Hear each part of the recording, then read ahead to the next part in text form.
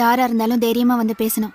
சும்மா 4 சீட்டுக்கு முன்னாடி நின்னுக்கிறது, 2 அடி முன்னாடி எடுத்து வச்சா 4 அடி பின்னாடி போறதுமா இருந்தா செவுத்துக்கிட்டியா போய் சொல்ல முடியும்? சரி, அவனுக்கு பதிலாக நான் வந்திருக்கேன்ல, என்கிட்ட சொல்லு.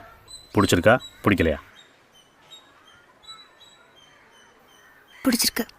அடகழுத, உண்மையத்தான் சொல்றியா? ம். இதை ஏன் இவ்வளோ லேட்டாக சொல்கிற? அவனுக்கு 6 மாதம் வேஸ்ட் ஆயிடுச்சுல. ம். நான் அவங்கள சொல்லல, உங்களை சொன்னேன். என்னது?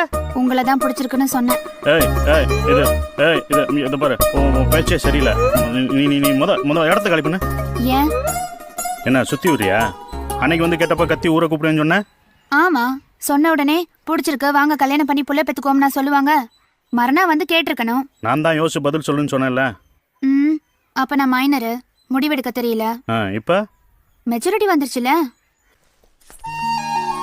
கண்டமனூர் பக்கம் வர பஸ்ல நான் வந்ததே திரும்ப உங்களை பார்க்கணும்னு தான்.